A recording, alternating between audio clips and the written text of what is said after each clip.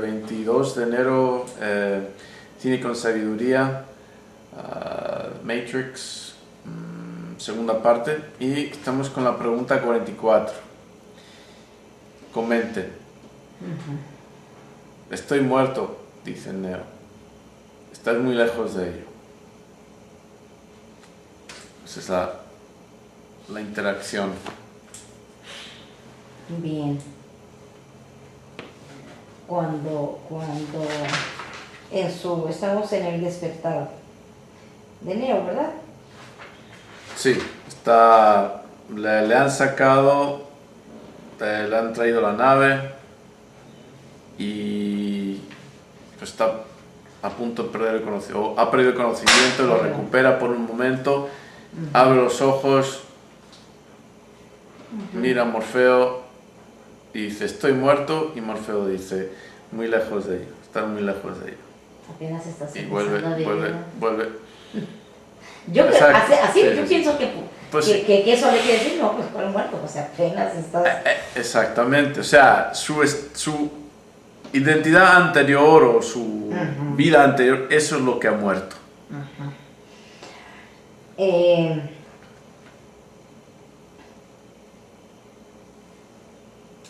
Por ejemplo, como me retorno un poquito a la 42, en donde dice que cuando se le abre el piso debajo de su realidad y acaba en la nave de Morfeo, sí, se montó ahora en una situación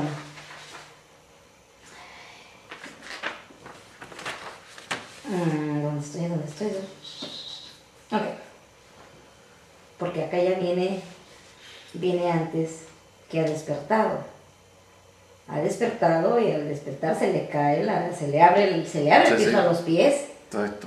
Y entonces se va a un vacío, pero finalmente se sube a la nave, porque yo considero y creo, así lo interpreto, que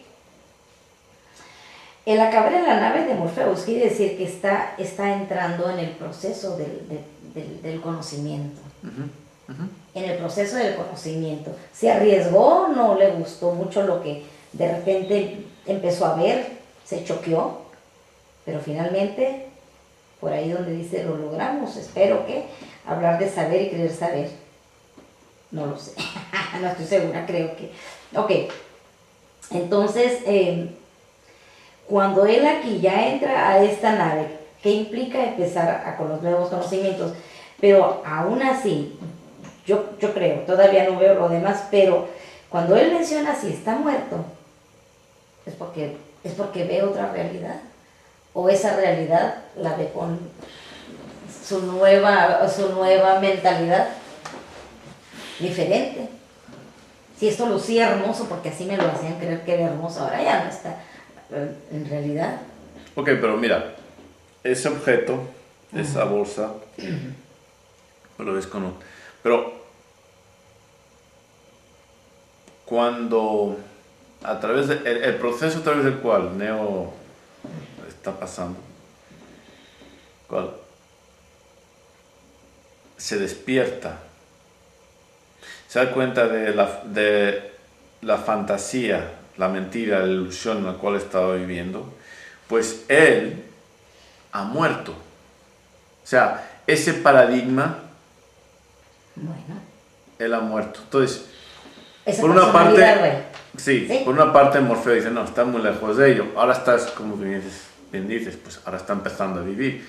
Pero, de alguna forma, él, el que era antes, tiene que morir para que pueda renacer uno nuevo. Como la oruga se transforma en la mariposa, pues la oruga ya no existe.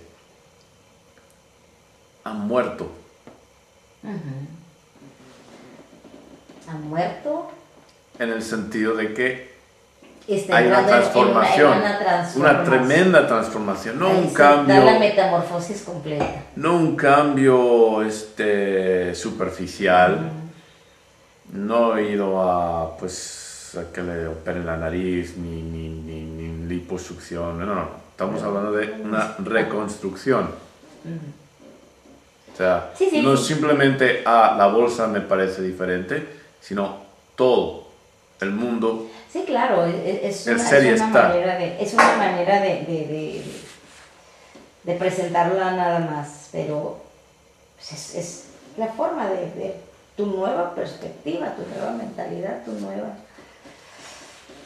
Y lleva, sí, el cambio es un cambio radical porque es un cambio de identidad. En el 45 habla de después de su despertar, Neo tuvo que pasar por una terapia de reconstrucción y se compara el ocaso, porque aquí hablamos del ocaso, entonces Neo tuvo su ocaso.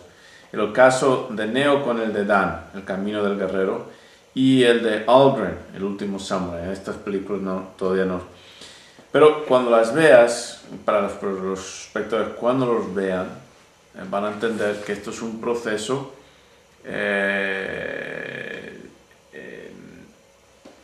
arquetípico. Por ejemplo, el chamán, en el proceso de hacerse chamán, sufre una muerte. En la cultura esquimal, el chamán en su trance, su viaje chamánico inicial, se ve como, se experimenta a sí mismo como descomponiéndose la carne, quedándose el esqueleto, los huesos del esqueleto descomponiéndose y luego volviendo a crearse. La iniciación chamánica, ni la estructura, todo. Pero los huesos es. Hasta los huesos se hacen polvo. Y es pues la mente reconstruyendo, interpretando lo que emocionalmente ha sucedido, porque la iniciación chamánica típicamente, al igual que la experiencia de iluminación, el cual tienen paralelo,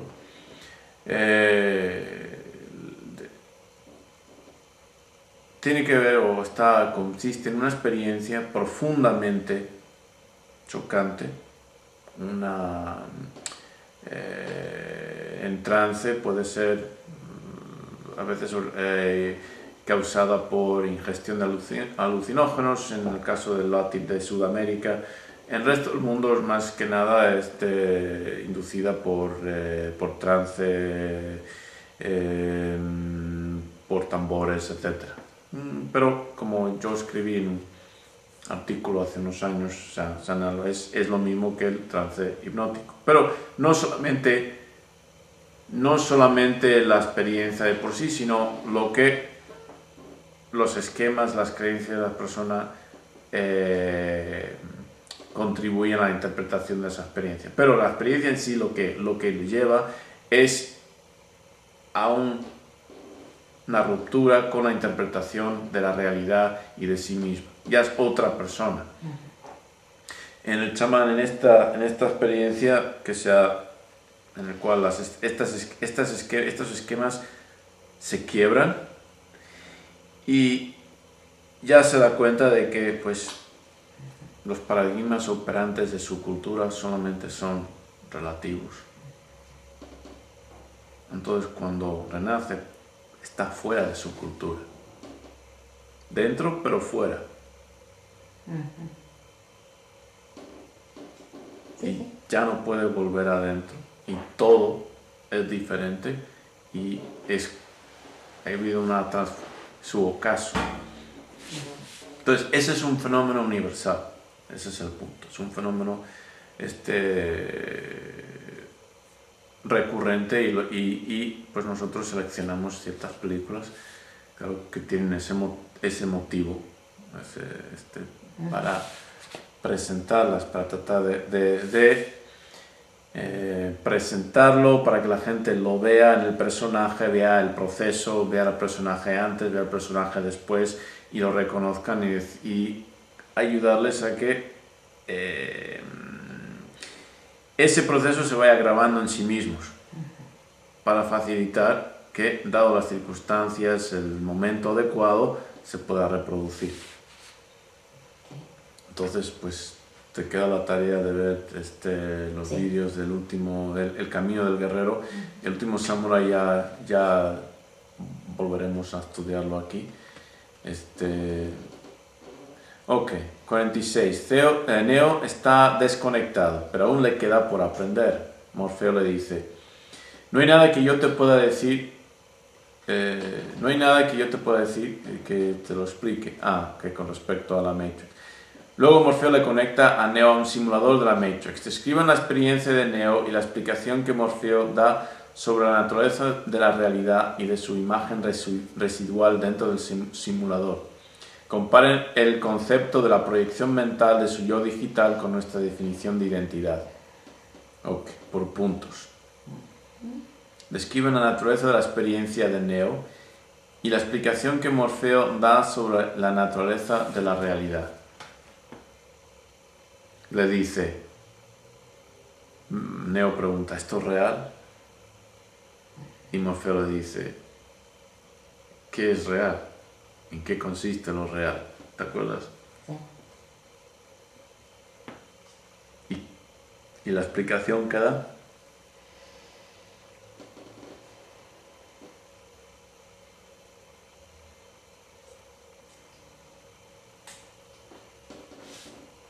A ver, me voy a remontar un poquito ahí. Ok. ¿Okay?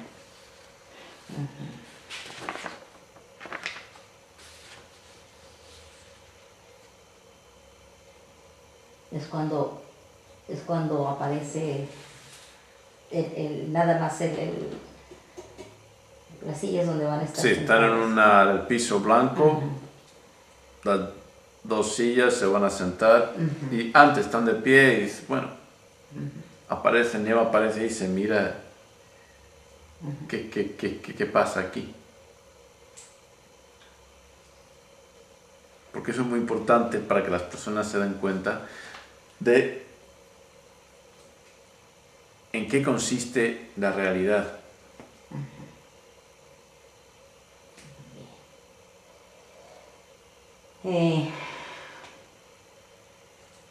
¿Qué consiste la realidad para ti?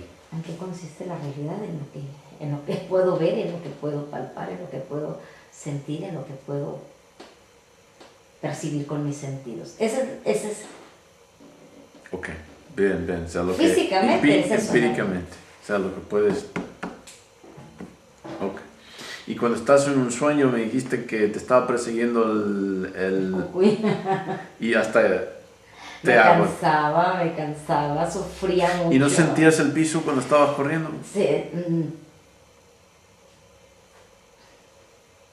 Pues no te caías del piso, algo había que sujetaba, que te sujetaba. Sí, fíjate que sí me caía. O sea, pero no te hundías en el piso, es decir, estabas corriendo sobre una superficie que apoyaba tu peso. Sí, pero había momentos en que caía a un abismo. Pero caías, no flotabas sobre encima del abismo. No. Ok. Caía y llegaba, era un abismo, pero había momentos en ese abismo que tocaba, que llegaba a ver como si fuera, ¿cómo se llama la parte cuando se perfora y que ves las capas de la tierra, ¿no? A la profundidad? Y había salientes y de repente tocaba en esos salientes, pero sí los sentía. ¿Lo sentías? Sí lo sentía y me seguía impulsando más al fondo. O sea, rebotabas y seguías cayendo. Ajá, y sentía. Ok. Sentía. En ese mundo inconsciente yo sentía. Sí, pero date cuenta. Ok, entonces, tú dices lo real es lo palpable, que es lo que ves, lo que tocas, lo que... Es literalmente así. Sí, es lo que venimos a aprender, pero no ponemos atención, no somos conscientes de que la realidad, esto que tocamos, okay, en realidad es una interpretación en nuestro cerebro. La realidad está aquí. Está aquí. Estamos despiertos, la realidad está aquí. Estamos dormidos, soñando, la realidad está aquí. Claro, hay diferencias. ¿Cuáles? Pues cuando uno está despierto, esa experiencia pues es compartida, tiene ciertas reglas, ¿okay? Principios los cuales opera las cosas, las leyes de Newton, una cosa que lo dejas, que se va a permanecer ahí hasta que otra fuerza no venga y lo desplace, etc. Pero esto no tiene color. Esto es algo que mi cerebro crea. Son interpretaciones de las radiaciones electromagnéticas que rebotan de aquí y lo atribuye color. No tiene color, color no existe, solamente existe aquí. Que el dolor cuando uno se corta no está donde pensamos que está. Te rompes la mano, el dolor, el daño estará ahí, pero el dolor está aquí, etcétera, etcétera, etcétera. Entonces le dice, ¿y qué es lo real? Lo real son impulsos electroquímicos en tu cerebro. Eso es real. Es la explicación que estás dando. Eso es lo real. Y como científico neurocognitivo, durante años estudiando, investigando, el cerebro crea la realidad. Aunque cuando estamos despiertos, pues sí, se basa más en pues, la información que le contribuye los sentidos, pero no es información perfecta. Y es condicionada por creencias, perspectivas, etc., constantemente. Constantemente. Por eso mismo, puesto que la realidad en última instancia está en el cerebro, por eso la imaginación es tan potente. Lees algo y lo interpretas de una forma, emocionalmente reaccionas a esa interpretación. Cambia la interpretación, te das cuenta de que lo leíste mal o tal, y de pronto pues la emoción tiene que ser otra. Sucede mucho con las personas. ¿Okay? Interpretan y muchas veces, ¿por qué interpretan? Porque no lo analizan a propósito, separados, desligados, disasociados de sus esquemas, de sus filtros, poniendo atención en el momento a lo que va diciendo, sino que conforme leen un poquito ya interpretan y hay un momento que ni siquiera no están leyendo, leen un poquito, el resto del texto ya lo completaron aquí y sus ojos simplemente van confirmando lo que ya han decidido que es. Y las emociones responden de acuerdo. ¿Ven? Sucede mucho con las personas. ¿Okay?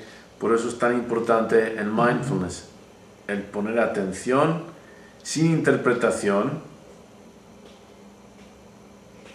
más allá, claro, de lo que el cerebro ya hace de los sentidos, pero estar presente y al menos desligarnos conscientemente de los filtros, de los juicios, enjuiciamientos que son muy propios de las personas que no entienden cómo funciona la mente y estar conscientes de ellos, decir, pues la oruga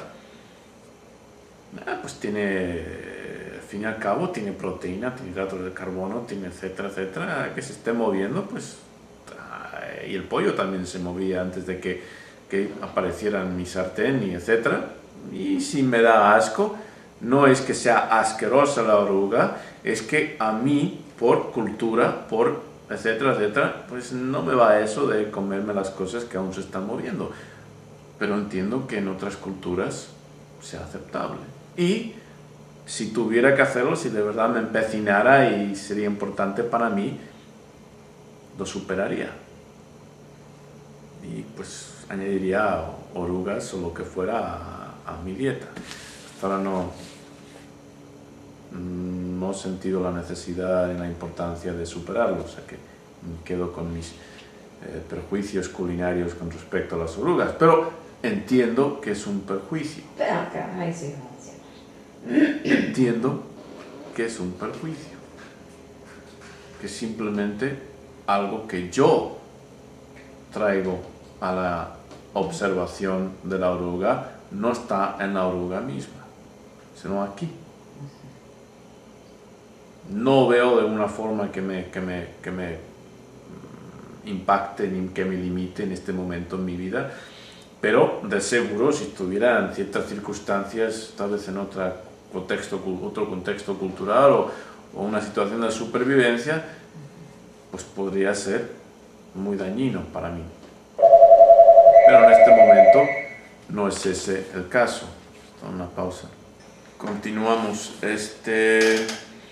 Entonces, eso es importante tenerlo en cuenta. Por ejemplo, un ejemplo muy claro que nos sucede a todos. Buscamos algo, las llaves. Y el último recuerdo que tenemos es haberlas dejado en algún lugar, en la cocina. Estamos convencidos que está ahí. Pero buscamos en otros lugares, pero no, insistimos. Luego resulta que estaban justo delante de nosotros, pero estábamos tan seguros por la memoria, que es defectuosa, no confiable siempre, que estaba en el cajón, en la cocina, lo habíamos dejado ahí, que no nos molestamos en poner. ¿Por qué? Porque la mente ya decidió que ahí no estaba, entonces pues ahí no va a estar. En vez de quitarnos esa seguridad, ese sé, que abre las puertas a las posibilidades de otras interpretaciones para encontrar las llaves con mayor facilidad.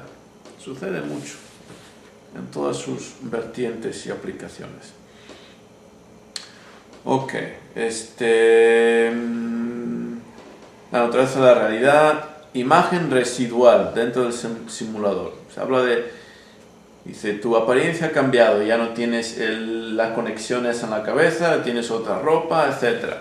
O sea, es una proyección que todavía queda en el cerebro del neo de sí mismo. Ese es lo residual. Es la imagen residual. O sea, todavía está presente en su mente de acuerdo a lo que le habían programado. Personas, por ejemplo, anoréxicas. ¿Ok? Perfecto ejemplo. Se ven al espejo, se ven gordas. Se miran al espejo y ahí parecen pues de estas víctimas del holocausto, de Auschwitz, o sea, pero se ven gordas. O sea, hay una distorsión de su autoimagen, se ven gordas.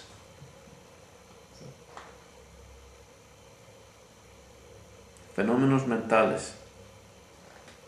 Están viendo al espejo y aunque está ahí en pellejo y huesos, sin embargo, se ven gordas. Sucede en muchas, o sea, eso es un ejemplo patológico, pero lo que sucede muchas veces con la patología es que la patología simplemente representa en muchos casos, la mayoría, procesos normales de la mente que están funcionando constantemente, pero en ciertos casos el impacto de disfunción es crítico y entonces llama la atención. Pero ese mismo proceso de que las personas se ven de acuerdo a lo que ya han decidido que son, o ven la realidad de acuerdo a lo que han decidido que es un proceso fundamental de la mente humana. Y algo de lo que voy a hablar en estas ciencias, las artes del Zenin, en ese blog. Entonces, comparen el concepto de proyección mental de su yo digital con nuestra definición de identidad. Proyección mental de su yo digital, o sea, la Matrix había creado una autoimagen para Neo. Lo había creado. Pero las personas tienen su autoimagen. Y es una proyección mental que todo individuo tiene, mayor o menor distorsión. Es su interpretación de cómo es, etc. Diferente, relacionado pero diferente a la identidad. La identidad es algo mucho más elaborado que uno planifica, etc. Y que debería tener continuidad en cuanto a su forma de pensar, en cuanto a sus emociones, en cuanto a su conducta en el espacio y en el tiempo. La autoimagen viene a ser como nos vemos que somos, como pensamos que somos, y la mente le gusta tener razón. Entonces, si la autoimagen de la persona es que está gorda, la mente quiere tener razón y no importa que le midas la cintura y le digas, mira, esto es tu cintura, ¿cómo crees que estás gorda? Da lo mismo, créeme, porque he trabajado con personas, da lo mismo. No es mi especialidad y de hecho no es lo mío, paso a otras personas, pero trabajando en una corrección femenina juvenil, pues ves de todo, entonces no importa que le midas la cintura, no, porque su autoimagen y la autoimagen domina. Por eso estas afirmaciones positivas de que no, soy un ganador y tal y cual, no funcionan si no concuerdan con la autoimagen. La autoimagen es un esquema mucho más fuerte. Entonces, si concuerdan con la autoimagen, la mente lo va a permitir. Si no concuerdan, rebota y explota, como decíamos, que simplemente no va a encajar y lo va a rechazar. Por eso, para llevar a cabo cambios serios en una persona, hay que aplastar esa autoimagen para poder reconstruir una identidad ahora. Porque a la autoimagen nos la dan. O sea, es algo que va creciendo, se va formando con la cultura, con la familia, etcétera, etcétera, con las experiencias. La identidad es algo que uno elige y trabaja conscientemente con madurez, con decisión, con voluntad, con libertad. Simplemente un poco acerca de esas diferencias. 47. La escena en el simulador continúa. Neo pregunta, ¿esto no es real? ¿Qué es real? ¿Cómo defines real? Si hablas de lo que puedes sentir, lo que puedes oler, probar y ver, lo real consiste simplemente de impulsos eléctricos que tu cerebro interpreta, hemos hablado de ello. Comenten, analicen, asimulen y relacionen al modelo de la mente que vieron en la mente del guerrero iluminado y al axioma fundamental de las neurociencias que dice la mente es lo que el cerebro hace. Okay. Eso está en el Dao de Mamba. Cuando habla de la mente consciente, la percepción, la imaginación y las emociones o afectos. ¿Sí? El modelo, la triada fenomenológica, si me acuerdo lo llamé. Está en el Dao de Mamba, en el blog ese. De los más recientes. Pues es algo al cual recurrimos con frecuencia. ¿Por qué? Porque es muy importante. La triada, sí me acuerdo. Es muy importante. Porque la meditación, un ejercicio de meditación propio, eliminas la imaginación y estás en el plano, en la dimensión perceptual. De alguna forma. Puedes estar simplemente percibiendo tu respiración y cuando la mente empieza a digresar, empieza a pensar, empieza a recordar, empieza a fantasear, vuelves a enfocar en la respiración. Entonces, algo de percepción, algo de entrada a los sentidos y dejando a un lado la imaginación. ¿Okay? Ahora, trabajo de visualización es diferente, es trabajo de imaginación, que dicen, visualízate haciendo algo, logrando algo. Eso es trabajo en realidad de autohipnosis. ese es el trabajo, pero eso es trabajo de imaginación, no es de meditación propiamente dicha. Entonces, sí, la mente es, y ahí hablo en el Dao de Mamba, el resultado, una propiedad emergente de actividad cerebral. Todo. No existe separada del cerebro. Dañas el cerebro, ahí está la mente detrás.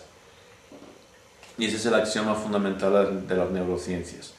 Toda actividad mental, que incluye cognitiva, emocional, toda conducta es el resultado del cerebro.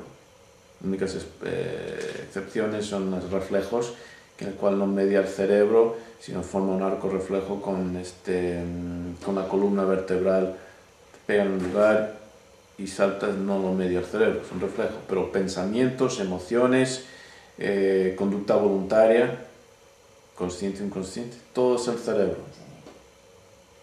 Muy importante eso, porque eso nos ayuda a entender qué somos como seres humanos y cómo nos distinguimos de los animales.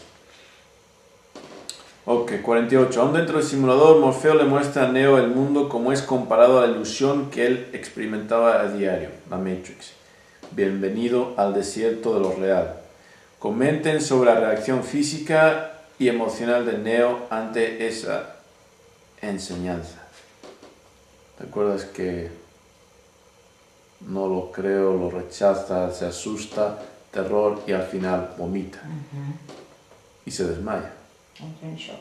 Sí, exactamente.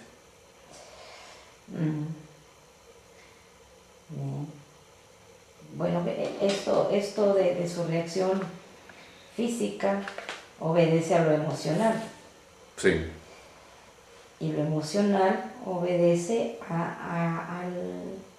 al estar experimentando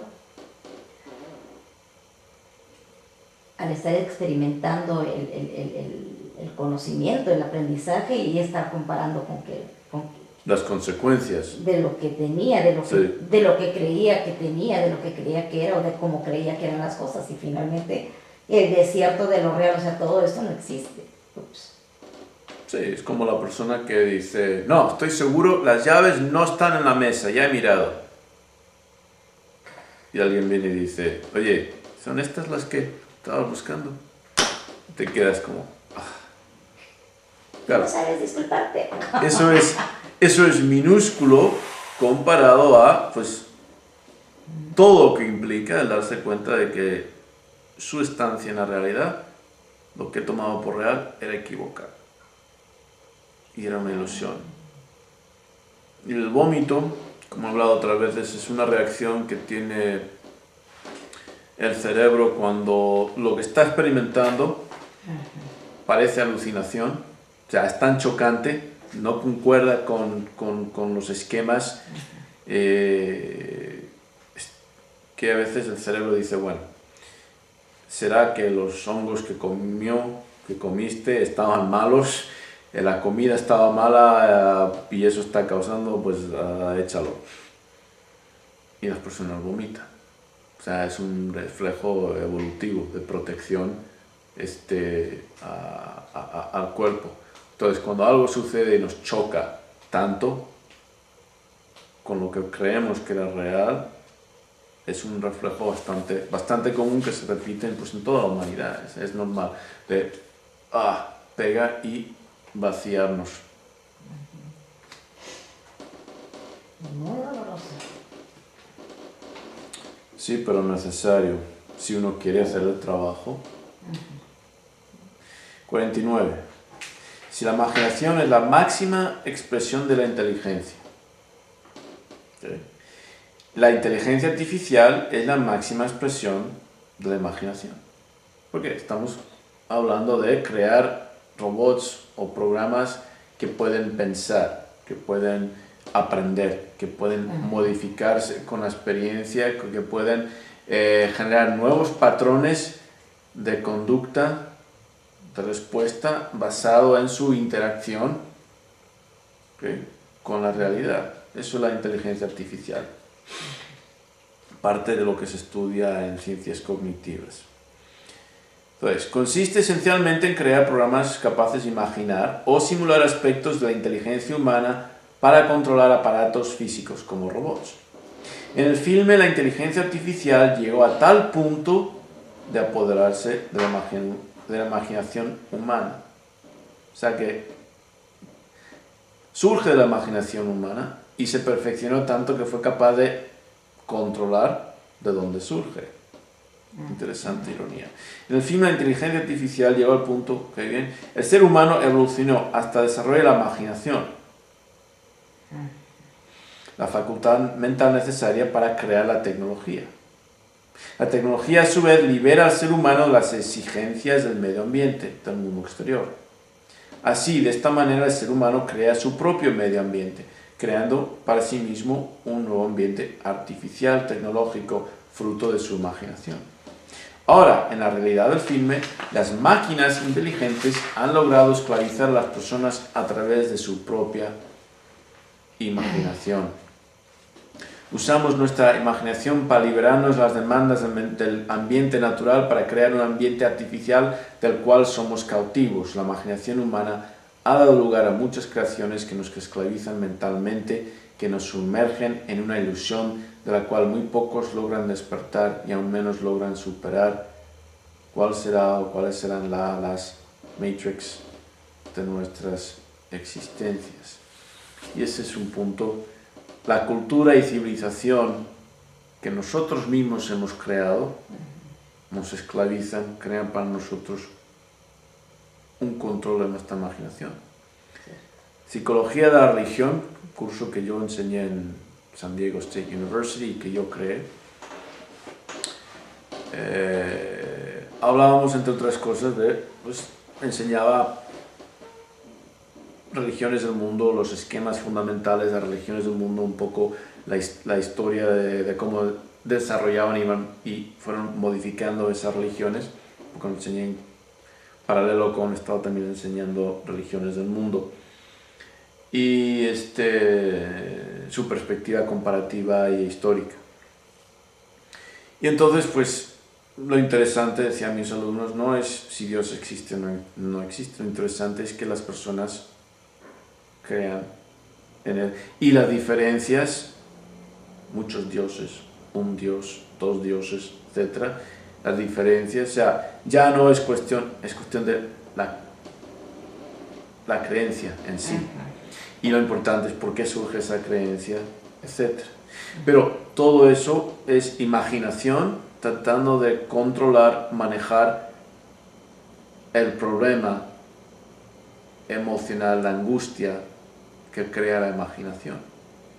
La imaginación en nuestra especie crea una angustia, la angustia de ser conscientes de nuestra mortalidad y del futuro. Somos conscientes de las posibilidades del futuro.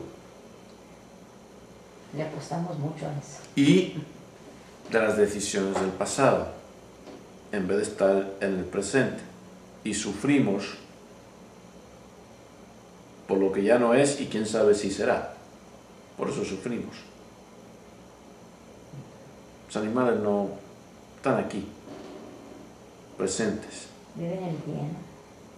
Nosotros sufrimos y creamos toda una cultura y civilización, los artefactos, la tecnología para ayudarnos a lidiar, cultura, transmisión de información, de creencias, hábitos, costumbres, festividades, cocina, etc. Pero ahí está el resultado, producto de nuestra imaginación, que también nos esclaviza a través de la imaginación. Esa es la Matrix.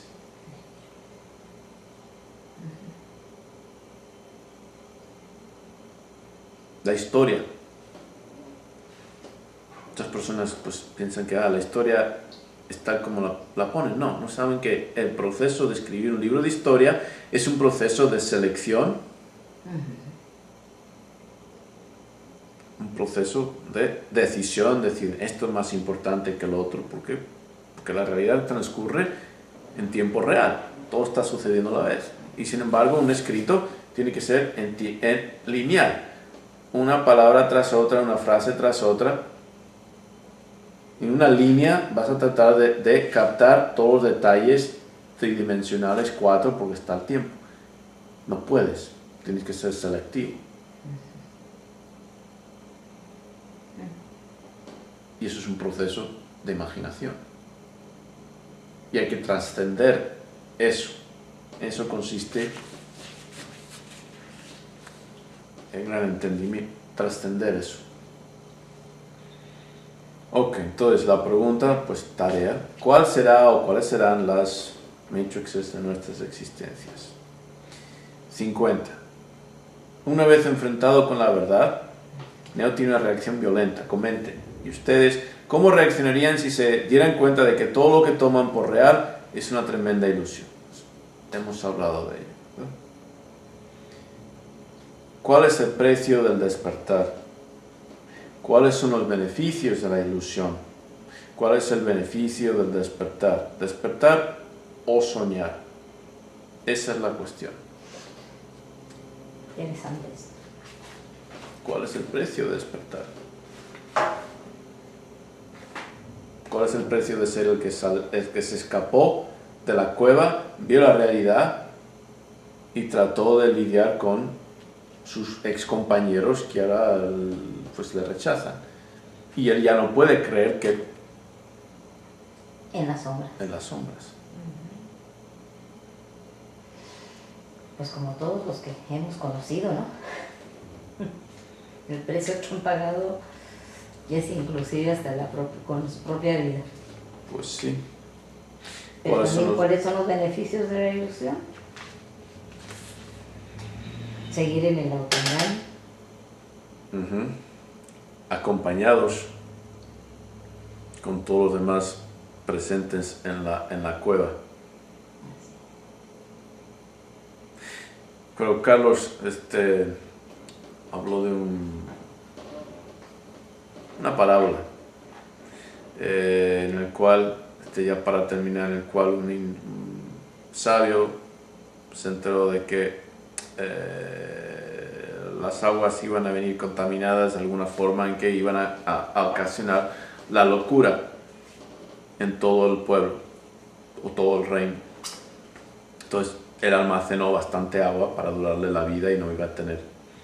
Y pues como se había predicho, todas las personas del reino fueron enloqueciendo hasta que él quedó el único cuerdo y rechazado por todos los demás, y hasta que al final decidió beber del agua también de ellos para... Dije, loco. Dije, va, pues eso no es un sabio, porque el sabio sería al revés. Si la persona que descubriera las aguas para descontaminarse, y lo tomaría sabiendo que iba a quedar alienado, enajenado por todos los demás.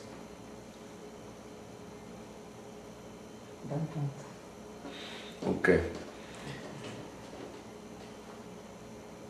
Hasta la semana que viene.